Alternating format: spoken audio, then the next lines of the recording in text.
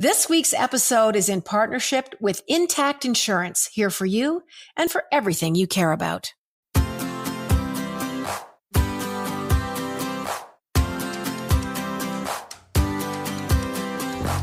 Hello, everyone. This is Jann Arden. This is the Jann Arden Podcast. I am here with Sarah Burke. Adam Karsh is in engineering today. As always, they're in Toronto. I'm in Springbank, Alberta. It's a special show today, but it's special every week. Listen to you. Well, we have a really great guest today. We're going to get to him. But it's George Stroumboulopoulos. And that's how you say his name. I need to know your first impression of George Stroumboulopoulos, because you have been on the other side of his interviews many times before. Oh, he is fierce. He's confident. He's sensitive. He loves animals. He's so well-traveled. And I think well-traveled people make for very smart, very interesting, very empathic people. They see the way the rest of the world works. And they get home to Canada or the United States. I'm pretty sure George lives in LA. And they're like, we have it very good here. Mm-hmm. And he's really come a long way too, right? Like he was very focused on music, but now you see so much of his activism, and you see him really trying to help underprivileged people from all areas of the world that are, going through tough times. It's really special to watch what he's done with his career. Absolutely. World Food Program. I just was recently in Syria, helping people that, they do have some food over there, but there's insecurity with food over most of the world. Let's face it. George, just to remind people, the show Strombo is heard in over 160 countries. And he is, also the curator of Strombo's Lit for Apple Books. He's got an Apple Music radio show, and that's called Strombo. So don't miss that. You can just tune in and find him talking about some great things and all his travels. He's a tastemaker. Explain that. What is a tastemaker? Well, these days, Jan, I think that we've talked about this so many times on the show before. Commercial radio, there's these boundaries that you have to stay in if you're programming commercial radio.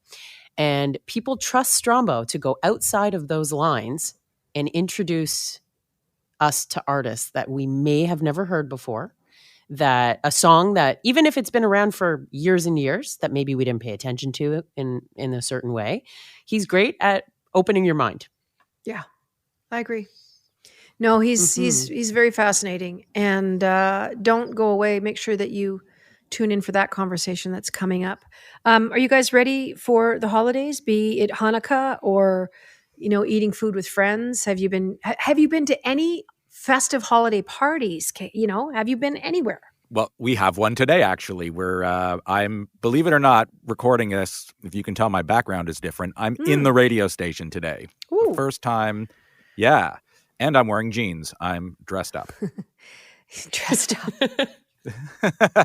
We have a team lunch today, so I'm actually really excited to be in person with the whole team down here. Sarah, you're coming in too, right? I'm going to meet Adam in real life for the first time. Isn't that so weird? Have you not met before, you two? No. Not in real life. We'll send you a selfie. No. I like how people say IRL. Do you know that it took me frickin' 6 months?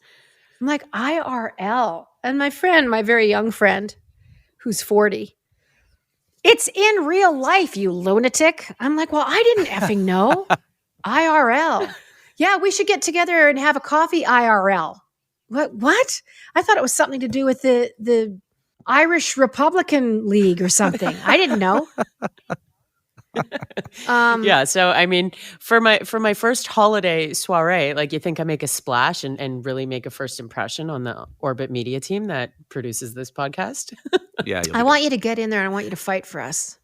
I want, let's knock Joe Rogan off his perch. Let's do it. Yeah. Let's do it. Maybe Strombo will be the guy that just puts us over the top. I'll get him talking about, I don't know, maybe we can get him talking about Joe Rogan. Can I ask you guys a holiday question? Stop it. Stop asking us stuff. Gift cards. How do you guys feel about gift cards? I love gift cards. okay, here's the context. I think gift cards got a bad rap because it was like, oh, you didn't put any effort in. You just got us a gift card. I think that's why they got a bad rap. But No. now so many people are struggling with budgets and things. Like I've had to have a conversation with like my family, my boyfriend, and it's like, what do you actually need that I can help with this year? Because I'm not buying you trinkets that you're going to throw out. I want stuff that you need so I can help you. Right. What's your take on that? My office donates to the Canadian Horse Defense Coalition. So Love that. they give like a few $100 to that, and I love that. They used to send me Mm-hmm. these really lovely but quite pointless big chocolate wrapped in cellophane in the basket that looked like a sled, and there was chocolate covered espresso beans and pasta and bruschetta wafer. I don't know. And now I don't need that. I live alone. So you're like, take the $100 and donate it. Yeah. So I think that has been something really special for me. I've had people send me cards that said, I sponsored a wild tiger in India through the World Wildlife Foundation, the World Wildlife Foundation. So I think things like that are cool. But I give my nephews gift cards. They're in their 20s now, but I give them like $100 and they can get something with that. I don't know what to get them. I wouldn't even know. I know there's cool shoelaces out there that kids are doing. You know what? I'd buy them and they'd be the wrong ones. No, those aren't the ones, Auntie Jan. But do you get like a Visa gift card? Yeah, I'll get a Visa or I'll get something from Amazon. I know that's terrible, but they can buy anything they want. But I do think there's a personal element if you give someone a gift card like to Indigo or the LCBO or to Starbucks. Or to LCBO. Or to LCBO, just LCBO. But if if you know the person and you know their interests, then it does have a personal touch, right? Yeah, I guess. That's fair. I used to get so excited. I'm thinking back to like my Bubby and Zadie, Jewish grandparents growing up. I used to get every grandkid used to get $25. Perfect. That's a lot of money. Yeah. You're a kid, yeah. Oh my goodness. I was like, I'm going to buy the world. But I always remember my Bubby's handwriting. And yeah, it's something I've been thinking about today. I was like, I miss seeing the handwriting in the card from her. Yeah. Yeah. Mom, I've got a card that's been up in my closet, my walk-in closet where my washer and dryer is. And it's been there for, I don't know, 5 years. One of the last Christmases that Mom signed a card. She'd always cut old Christmas cards. She'd cut the half off that was written on, and she would use, the pretty glittery half to tie on to Christmas gifts. That was the little tag. And she'd poke a hole in it and put a string through. And, she always recycled the old cards, but I pinned it up because it said to Jan and Mitty, my other little dog, love Mom, love Dad and Mom. And it was so funny because her whole life she said love Mom and Dad, but the Alzheimer's flipped it around and her handwriting was a little bit different than it normally was, but I will treasure that. It's just stuck up on my wall. So it's funny to me now that card and the cursive on that card will mean more to me than anything Mom could have ever given me that was a thing. Do you have tattoos, Jan? I do. I have a tattoo of Mitty on my left shoulder, a big tattoo. And then I have Mom and Dad's names and trees on my right arm. Their full names. That's what I was thinking about, like the writing. You could always turn it into hey, maybe I got to think about that for Bubby. Yeah, I think it would be very cool to lift handwriting, and a lot of people are doing that. But I wish younger people would understand that those things would be more important. It's like, and George says a very interesting thing in our interview. I don't want to give it away, but it's a commentary on youth and aging. And anyway, listen to that conversation. George Stroumboulopoulos is our guest today. He's a wonderful guy, fascinating, has done so much stuff. He's 50 years old and he feels like he's just getting started. And I can't wait to see where he goes. We are going to continue this next few weeks with holiday specials. Caitlin Green is going to be joining us before the holidays. She's going to come back and give us an update on her son, Will, and what her and her husband, Kyle, have been doing and holiday traditions. So anyway, we will take a quick break. You're listening to the Jann Arden podcast. I'm here with Sarah Burke, Adam Karsh. Don't go away. George Strombo, the one named Strombo, is up next. Welcome back to the Jann Arden podcast. As promised, this unbelievably talented, philanthropic, empathic, kind, inspiring man is with us today. I'm going to read you a bio. I normally don't do bios on this show, as you guys all know. George Stroumboulopoulos is an award-winning broadcaster, producer, filmmaker, and humanitarian indeed. His Apple Music radio show, Strombo, is heard in over 160 countries. He is also the curator of Strombo's Lit for Apple Books. His 30 years in television and radio broadcasting include roles as host and executive producer of the programs George Stroumboulopoulos, Tonight, The Hour on the Canadian Broadcasting Corporation, which is the CBC, as well as talk show Stroumboulopoulos on CNN and host of Hockey Night in Canada, which was so cool. He was the host and producer of Canada's premier culture show, The New Music, which I think I was on. Stroumboulopoulos has long been an advocate for many social issues, in addition to being Canada's first goodwill ambassador for the UN agency, the World Food Program, for over 10 years. He also started the George Stroumboulopoulos Music Therapy Scholarship. He also works closely with the organizations Artists for Peace and Justice, Innocence Canada, Canadian Drug Policy Coalition, and the Michael J. Fox Foundation. He has an honorary doctorate of laws at the University of Calgary. George, this is probably a fraction of the things you do and have done and are planning to do. How does that make you feel listening to that list? Hi, Jan. It's really lovely to see you, see everybody here. How does it make you feel? It feels like you're talking about somebody else, to be honest with you. I'm not the kind of fella that sits back and takes stock of the things I've been lucky enough to be a part of, but I suppose I've had a long, strange trip. I'm from the last era of media development in Canada where you could do all kinds of things. And you know what I mean? Like you could do all kinds. And so I feel really lucky that I've had the opportunity and the platform.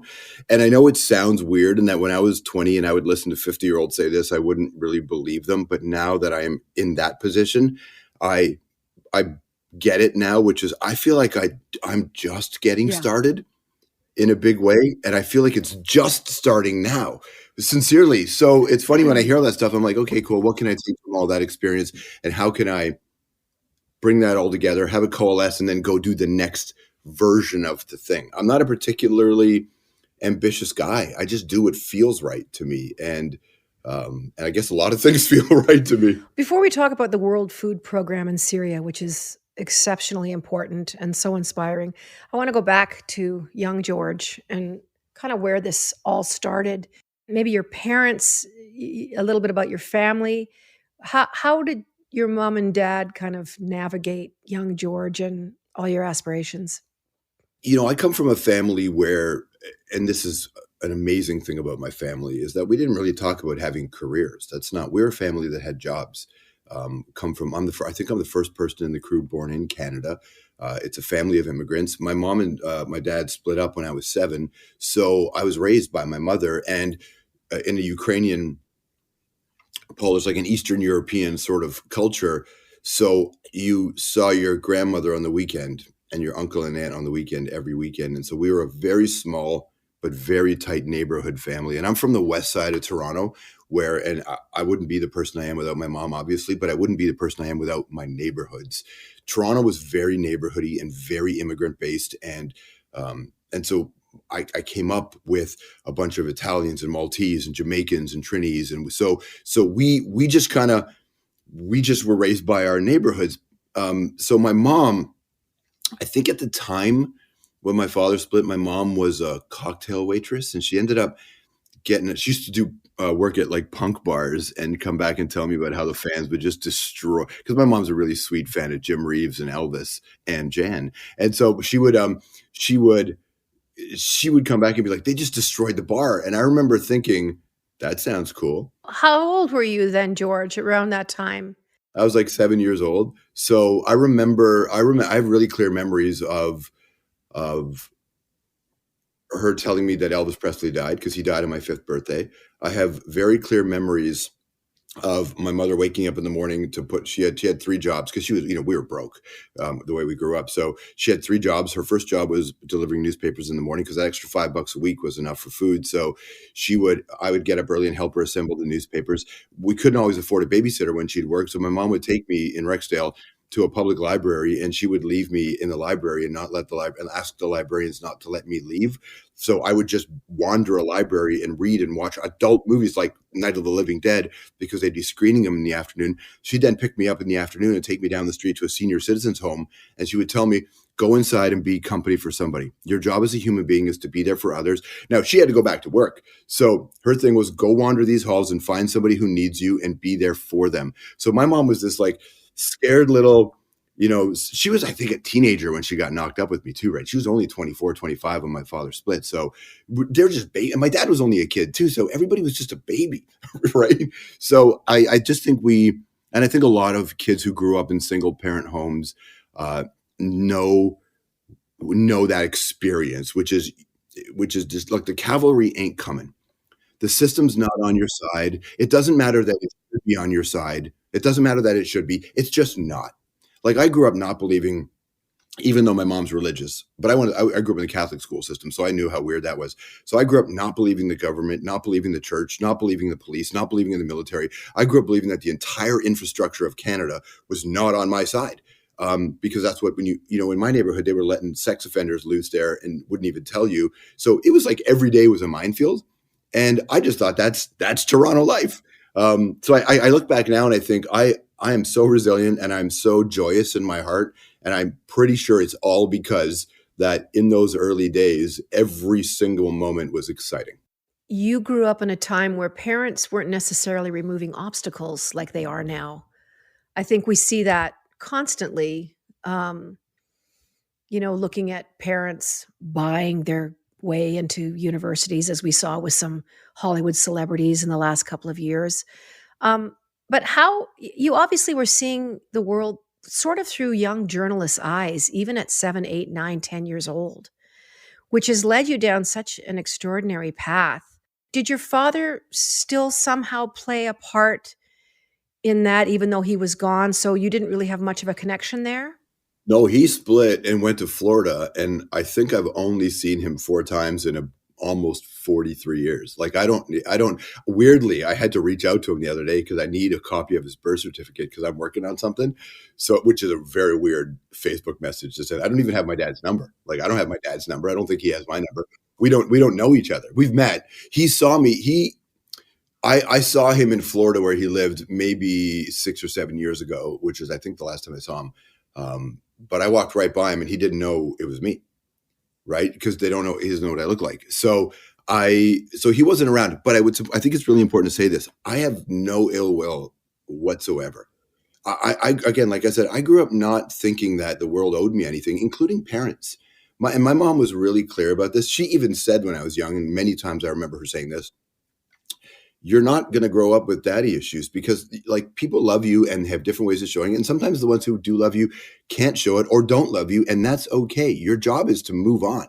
So my mom raised me really early not to blame anybody for my scenario. Now, I grew up figuring out that it was actually systemically problematic. So I could blame the government and the church, and I can do it later as a journalist and as a punk rock fan. But my dad was a kid when they split up. He was working at the Ford assembly line, like his dad, my grandfather, was. So I have I harbor nothing in my heart that's negative towards anybody in that scenario, because my father didn't owe me anything. He did what he could with what he had. These guys, these men and women back then had absolutely no tools and no language to help them understand the trauma they went through. Like, my father lived in 5 different countries, I think, before he came to Canada. And suddenly he's got 2 kids and he's working on the same assembly line as his dad. That probably collapsed on him, that psychologically. So I'm not mad at that. So I kind of grew up really early seeing the world for what I thought it was and not begrudging it for what it is. I endeavor to make change. I endeavor to clear a path so that people who come after me follow me, don't have to have the same struggles that maybe we did growing up. So I don't expect everybody to live as hard as I did. But I also grew up in a home with an enormous amount of love and an enormous amount of music. So my Uncle Paul introduced me to music, like the music of Tom Waits and John Prine when I was 5. How does that not change your life and make you better, right? So I grew up lacking nothing culturally or emotionally because I had this amazing family, So I'm to be honest with you, I'm kind of grateful it all played out the way it did. And music has been an extraordinary part of your journey. It has certainly been a door. I mean, going back to the new music, which was a groundbreaking show, really showcasing new music in this country. I mean, you and I both were around in a time where the Canadian music industry, was a lot smaller than it is now. There was a handful of bands kind of pushing themselves through the trees, and you were a big part of that. So, and I've watched you for so many years, George, showcasing music, doing the concerts from your home, having extraordinary artists. I mean, the relationships that you forged over the years with some really big name people who you've really brought into our homes as real people. I think you were the first guy that showed me that these bands that I just revered and I was just like, bowing down to, and you made me see them as people. And I want to know how you go about tapping into that with artists, because you're magical at it. You were as an interviewer and you are as a music fan, to show people's humanity. You're very kind to say that. Thank you. I feel like my job as a person who does interviews or plays music or introduces people to film or politics or ideas, I feel like it's not about me and it's not about the artist I'm talking to. It's about the person who just got home after a long ride on the bus, who had an awful day, who doesn't have the kind of hope and opportunity that maybe, we do.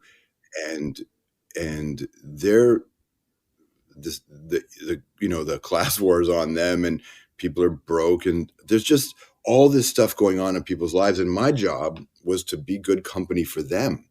And I would expect the artist who was sitting across. One of the things that was so special about you, Jann, is that you knew the game, that you understood the assignment, which is everybody expects you to be funny and expects you to be interesting. But you're also a real human and you showcase that. And there are people at home when we would do those interviews together who I always knew that when you were sitting across from me in those red chairs, that by the time we shook hands and we're done our little segment, I knew that the person watching at home for that 10 or 12 minutes felt a little better about where the game was at, the world was at. And that was our job. Now, sometimes, when you're interviewing a politician or the CEO of a publicly traded company, you have a different responsibility. My job is to go get it at the heart of the matter on something. But for an artist, my job was to help. I kind of look at what I do kind of like emotional archaeology. My job is to either with blunt questions like a backhoe or... Did you just say emotional archaeology? Yeah, I'm conscious of that. So I dig up all these bones with you.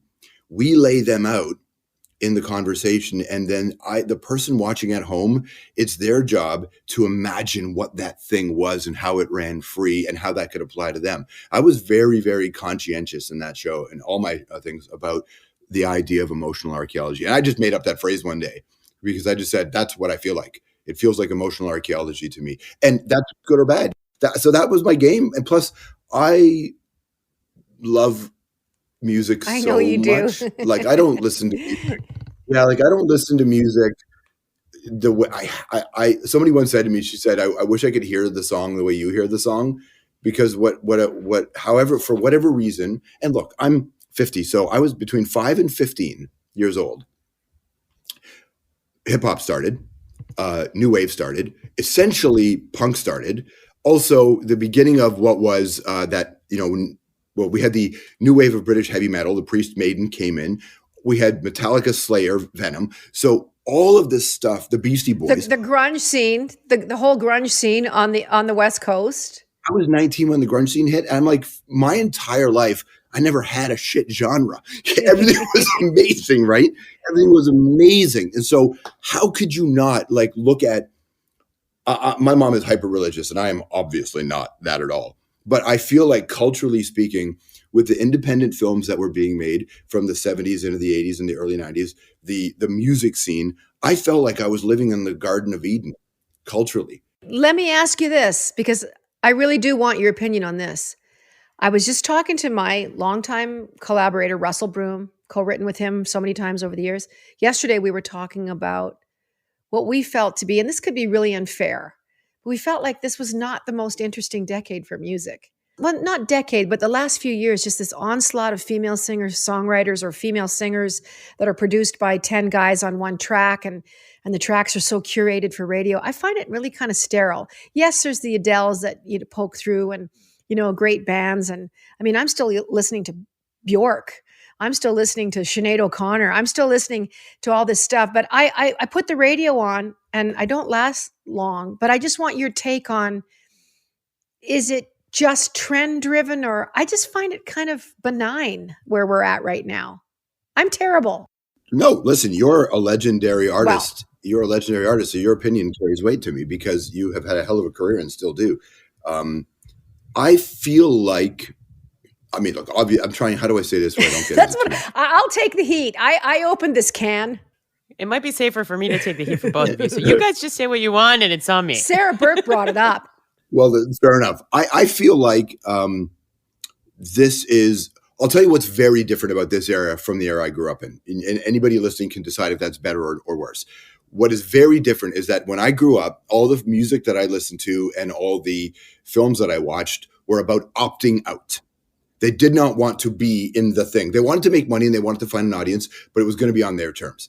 What's different now is that everybody's opting in. And for lots of reasons, everybody is selling products. Everybody's an influencer. Everybody's trying to be like, when I listen to musicians complain that they didn't get a Grammy nomination and then turn it into a thing, even though they've already won Grammys in the past, I think to myself, when I was growing up, I never thought the Grammys were worth anything. So to me, the idea of opting in was never something I valued. This is an era where everybody wants to be validated. And by the way, this is not bad. This is just where we are as an era. And it's not a generational thing. It's people who are 60 and 20 in this era.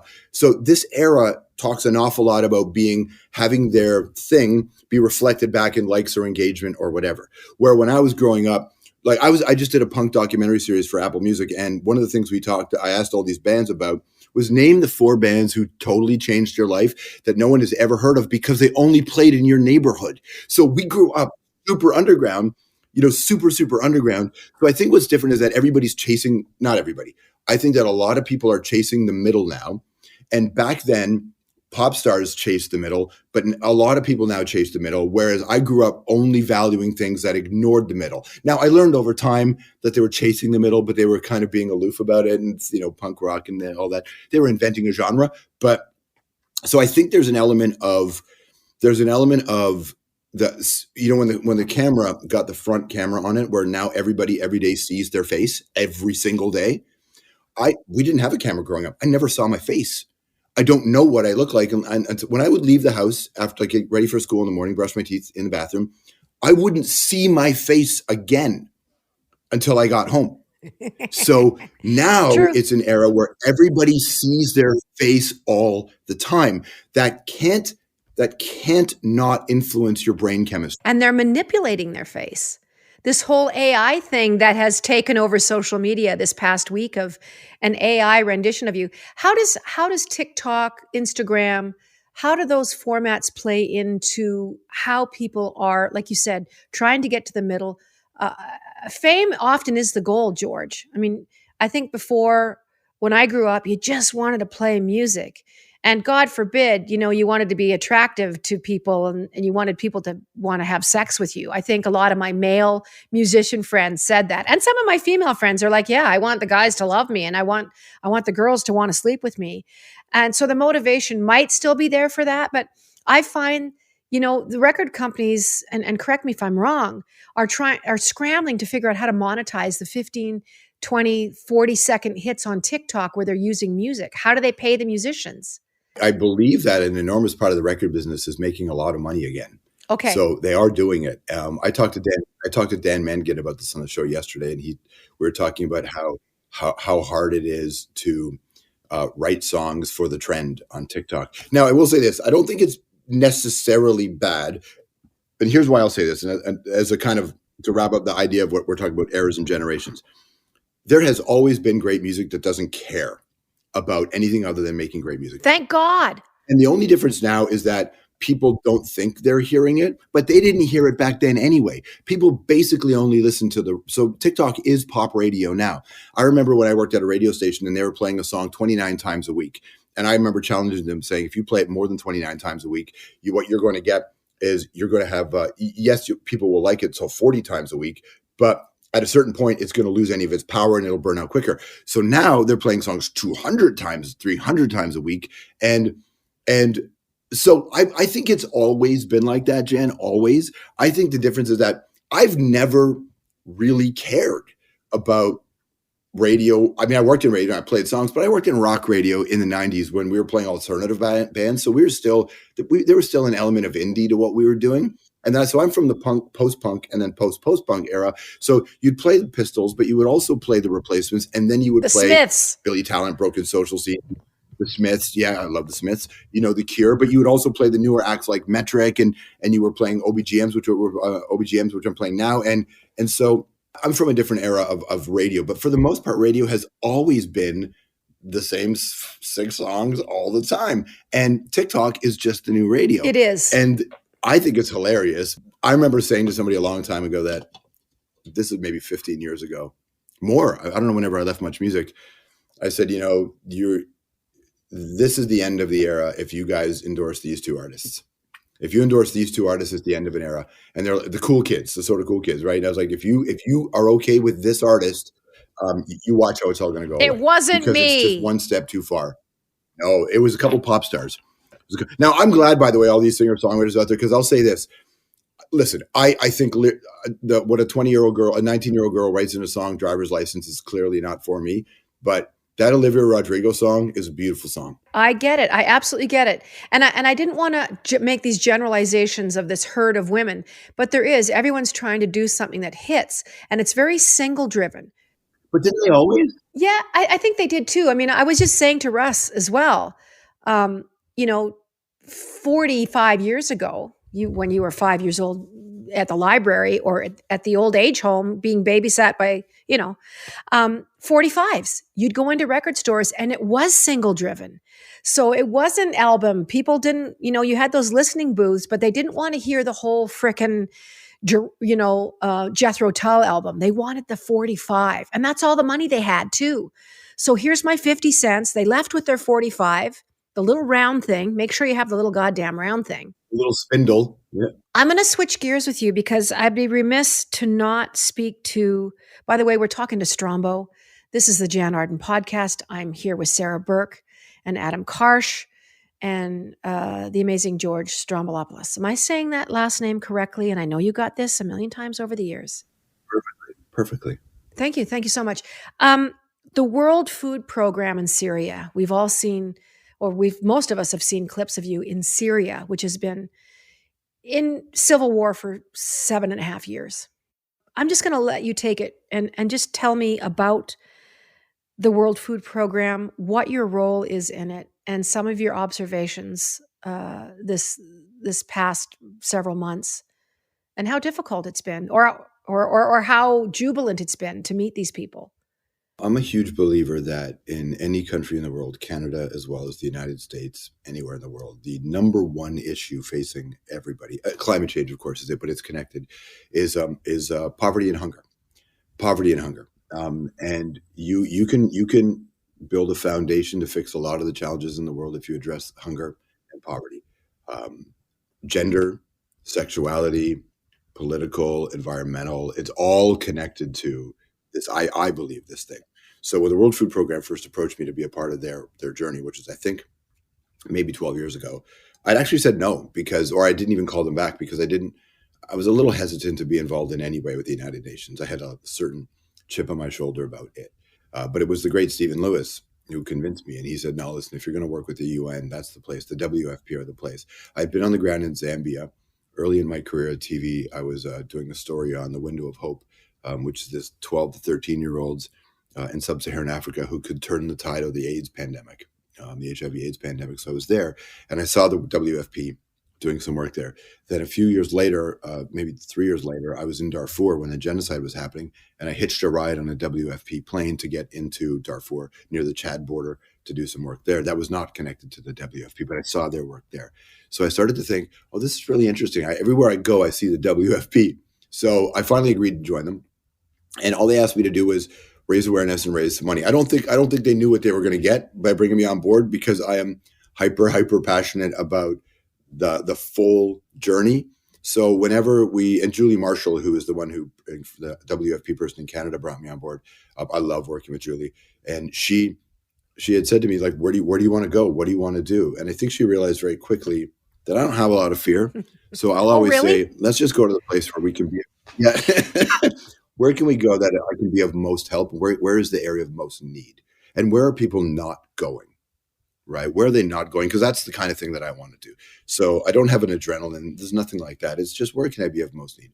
So I went to Pakistan with them. I've been to Haiti a bunch with them, and I love Haiti. And this time around, I hadn't been on the road with the WFP for a long time. And so we picked a couple places. I think Afghanistan was one, Yemen was another. I would be so frightened, Syria in particular. I mean, there's still a lot of unrest there. It's not like it's a giant truce. There is still an ongoing war. Well, it's, luckily, like the bombing has stopped, right? So right now we're in a place where it's different. Like now you have lots of factions and people involved, for sure. But now here's what I'll say. I was not prepared I don't operate by feeling, right? My feelings aren't that interesting to me. I don't put a lot of weight into my feelings. I don't really, because I try really hard to make this life, and whatever it is I'm doing, I try to make this life not about my experience. I try to make it about the experience. And the more I lean into my feelings about things, I think the easier it is to be distracted from what's really in front of you, because you make it about you. And I don't want to do that, especially because I've we've lived a life with cameras in our face for a long time and mics in front of us. So you can very quickly, that can just become your reality. And I'm hyper conscientious about that. So I don't really care about how I feel about almost anything. What I care about is, what can I do? The act is what's interesting. But what I was not prepared for, Jan, was when I got to the old city of Damascus, I was not prepared for how connected to it I was going to feel. My father and my grandparents are from Egypt. They're born in Egypt. So that part of the world, and they're Greeks across the Mediterranean. So that part of the world is my heritage. And I had not been to Syria. I had not been to that part of the world. And I was not prepared to feel so at home. And Damascus felt like home to me. Is it pretty much in ruins? Like, the old city of Damascus is not so bad. Aleppo, half of Aleppo is flattened. Like half of Aleppo and the old city of Aleppo has a souk, a market that's goes back to the Middle Ages, thousands of years old, absolutely flattened. So it is heartbreaking. It is devastated. It is, I don't know how you bounce back from this. And then you have to remind yourself that Aleppo and Syria in general has been built and destroyed and rebuilt for millennia, so in a way. So like there are countless battles there. You're talking about the cradle of civilization. This is the oldest continuous inhabited place in the world. And so you just believe that it'll be okay, but it's devastating. Like it is devastating. And the Syrian people are a whole other class of people.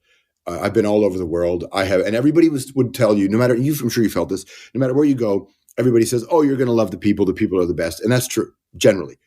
But everybody kept saying, no, it's different in Syria. And when I got to Syria, I thought, wow, they're right. This is a whole other level. Like the relationship, the way the people are.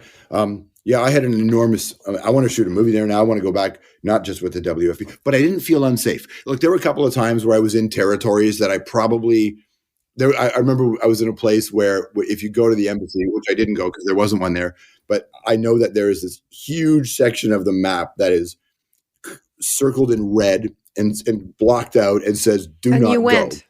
And I went right in the heart of it, like right in the heart of it. And not to be glib, but my joke to my friends, and I'm only joking, so I don't want to be glib, but when they say, did you feel unsafe? And I'm like, I live in Hollywood. It's really unsafe here. Like seriously, like I felt less safe. I feel less safe here at 1 a.m. outside than I did in Syria. Now it's a different world. And of course I'm a white presenting ethnic journalist. I'm not a target. So I got to experience Syria in a way that many Syrians don't get to. There are things I couldn't do, but I was safe there because they're not going to let anything happen to me. So I get that. Is there a lot of food insecurity in Syria still? I mean, obviously, much of their agriculture has been annihilated. Their workforce, the young men have been annihilated. There's been millions and millions of people that have left Syria to find, and rightly so, that have been refugees, are placed all over the world. So, what is the job of the WFP, and how did you? Is it like literally bringing food in, or what was your role within that? So there are millions and millions and millions of people there who don't have enough to eat every day. Millions and millions. And you're right. I think it's something at one point up to 6 million people fled the country. So there's an enormous amount of food insecurity. There's a lot of factors, right? So there is food, like most food insecure places. That's not a famine. There's food, but no one can afford it. Then you have the inflation rate. Like the inflation rate in Lebanon when I was there was somewhere near 250%. Think of that, right? It was like, so people can't afford it's hard food. to fathom. Then you have the war happening. Yeah, the Russian invasion of Ukraine. So that affects the commodity prices. So there are a bunch of factors that are contributing to food insecurity in Syria, and then you have the remnants of conflict. You also have an enormous amount of emotional trauma. There are a lot of people missing. A lot of people died. The kids that are parentless, grandparentless, have no siblings, that have, it really is hard to imagine the width, the depth of, like you said, emotional trauma. It's not even having an arm blown off when that's the least of your problems. Think about that. What you have to do is, I think anyway, and I think everybody has their own way of getting through it. My role was to try to raise awareness and money and tell stories. And so I would go there, film some stuff, talk to a bunch of people. And then some of it is public. Like I would post it on my social media. I would go do interviews about it. Some of it would be stuff that the World Food Program would use. And some of it would be, I would just send it behind the scenes to politicians and people who make decisions to say, hey, this really matters. This really matters. And there's an enormous population of Syrians in Canada, big population in Montreal. And and honestly, I don't have to feel personally connected to an issue, a cause, a place to want to be a part of it. Because I kind of think our borders are arbitrary and we're all generally the same. We're just people with different, and so I'm like I said, earlier in the conversation, I grew up in a neighborhood where I'd never felt Canadian. I only felt like a West Side Toronto boy. Like we just felt like we were different. And I know that the rest of it, when I went to work at my first legal radio job in Kelowna, BC, they reminded me of how different I was, and so I feel like I will do whatever I can to help out. Sometimes it's talking to somebody and being there for them. Sometimes it's just finding places where the money can go. I feel like, in everything that you do, whether it's music related or bringing attention to issues like we're talking about right now, the job at hand in both places is, how do you make people care? How do you make people care about an artist they've never heard of? How do you make people care about a song that they didn't know existed? How do you make people care about things happening far away that they don't think influences them? So how do you bring all that together? Yeah, you're right. But I will say this, maybe this is the I don't care guy that's still, I wish I wasn't so thorny, but I am a thorny fella. It's to me, I think I want people to care, but I understand that most people have so much on their own plate and this world is so challenging for them anyway, that what I'm really trying to do is get governments and get corporations to step up and do the work, because they really people of influence. Yeah, because they've mostly benefited off our back. And to other people, to like just citizens, my whole thing is, you can care if you want, you can be engaged in this if you want, but you're not going to blame me for not telling you. Because I have people, I was at some event and somebody was just like, oh, I didn't know about this thing. And I said, how could you not know about it? Like, oh, it's true. No, it's true. It really is about awareness, trying to convince people that they can care about more than one thing at one time. Right. And so a lot of my people agreed. And a lot of people will reach out to me and they'll say, how come journalists aren't covering this story, or how come journalism? And I just write them back with varying degrees of friendliness, which is, journalists are covering this stuff, but why don't we total the amount of money you spend a month on Netflix or other things. Like, what are you spending a month on your entertainment, and how much are you spending a month on newspaper subscriptions or news services? So the journalists are covering this stuff. We are in an era of incredible investigative journalism. But journalism costs money. So when people often will come to me and say, we didn't know, I'm like, I knew, bro. I met somebody who had invented this really big thing, and somebody stood up and said, how come I didn't know? And I just looked at her. She was on the cover of Newsweek. What do you mean, how come you didn't know? She was on the cover of Newsweek. Like, you have every reason to know. So my thing is, like, I don't think you can make people care, but I think what you can do is create a space and tell them what is happening, and then they will decide if they can check in or not. But honestly, most people are fighting so hard just to keep their own families afloat that I don't worry so much about that. And I spend more time thinking, how can I get somebody else? Because governments spend lots of money and subsidize all the wrong things. Often they subsidize the wrong things. Dairy, the oil industry, forestry, pig farming. How do your fans like when you say that? I'm the most hated person in Alberta. Tell me about what. Well, and I'm a vegan, so I feel you. Congratulations on the Sovereignty Act, by the way. Yeah, no, I can't. I'm not going to even open that door. It's an embarrassment. It's just an embarrassment. But it's a very divisive time right now where I am. George Strombo, what brings you joy? We're going into the holidays, whether that's. I don't celebrate anything religious myself, but I love eating food with friends. What brings you joy? I love Christmas so much. What were your traditions? Christmas Eve with my family is probably the most important part of my life. Like, to see my mom on Christmas Eve is, and of all the things I've been lucky enough to be a part of, the one thing that will never, ever, ever, ever change is I will never not spend Christmas Eve with my mother. Like, that is Christmas Day in our family is whatever. Like, but Christmas Eve, my grandmother's gone, and sitting at my grandmother's house with my family on Christmas Eve, I have never felt better than when I get to do that. So the only year I didn't see my mom for Christmas was that first COVID year. And I spent it by myself in this house in LA. And I cannot wait to see that. What brings me joy is making my mother laugh, because we don't have a lot in common politically, spiritually, or any of that stuff. We do not have anything in common in that respect. But making my mother laugh makes me really happy. It's magical. Laughter is it's pretty really damn magical, and it transcends everything, much like music does. You can have absolutely no political affiliations, but you can love the same song, and you can both love oranges, and you can both love, a television show, and that's pretty cool at the holidays. Now, will you come home is your mom in the States or is she in Canada? My mom's in Toronto. My mom has never visited me here in LA, but I'll be back in Toronto. My mom's a gangster, right, Jen? Like, my mom doesn't mess with, like, my mom, I can't get a hold of my mom. First of all, she doesn't have a cell phone.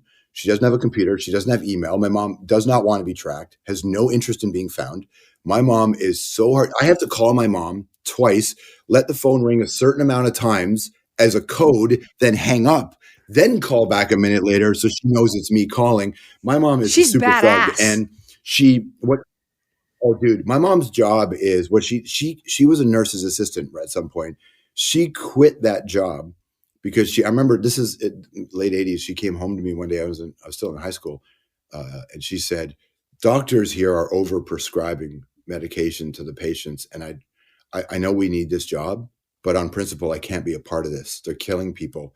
This is my mom's view at the time. So my mom left that job. What she became ultimately, I think for the last maybe 25 years, if a refugee comes to Toronto, they get my mom's number somehow. They leave her a message. She'll call them back, and then she finds them. So I'll come home and my bed is missing because she'll take it and she'll give it to a family who needs it. So, and now families give my mom furniture and things, and she then is a broker. She gives it to people who have nothing. And my mom's full-time job is to be a guerrilla missionary. I love it. For people who come to Toronto the very first time. So my mom is so I can barely see her. A lot of times I'll get back to Toronto and she's like, I'm too busy. Which Toronto West End neighborhood, by the way? So we grew up in Jane and Finch, Jane and Wilson, Rexdale. and then Malton by the airport. Now my mom lives in Vaughan, and I think the older she gets, the more she wants to move to. My mom wants to buy a church and move where there's no. My mom feels like I think the technological advancements in the world have left her behind, so she doesn't feel like she's of this. And I think a lot of people can relate to that. So my mom just turned 70. She's still young and fiery. I cannot believe what she pulled off in her life. You know what I mean? Like, I cannot believe the life she carved out for herself and for us. The life she's still going to carve out. 70 is the new 30. George, we could talk to you all day. George, when you have the one name that everyone knows, you're like Cher, Strombo. You're like Britney. You're like Celine. It's Strombo. Yeah. It's Strombo, bitch. Thank you for all you do. Thank you for spending time with us today. I love seeing your Instagram. Your photography is inspiring and really cool. Love seeing the people you're hanging out with. I love your love of music. I love your love of people, your ability to want to help people and make the world better. And I can't wait to see what you do. I love horses and dogs more. Well, you and me both. We've seen each other at Fresh a few times, eating a vegan meal. And you have always been inspiring to me in those terms, your animal advocacy and your kindness. So listen, keep doing what you're doing. And please give the best to your mom from us here at the Jann Arden podcast. And just congratulations on everything you've done. Yeah, keep sharing, keep inspiring people, George. You're fun to watch fly, man. Any pictures of you on your motorcycle, I'm in. I mean, you could actually turn me straight. You know what I mean? Pick her up next time, George could turn me straight. Those motorcycle pictures. I picture myself sitting behind you with my arms wrapped around your chest and driving into Sedona. I don't think you and I drink anymore. No, I don't know. I haven't drank in a long time, but fuck it, let's go to Sedona and change our lives. Let's go. I'm going to go straight and go drink wine in Sedona with George with my arms wrapped around his thighs. Thank you for being here today. And from all of us, we love you, and I hope to talk again and keep doing what you're doing. You're listening to the Jann Arden podcast. Toodly-doo.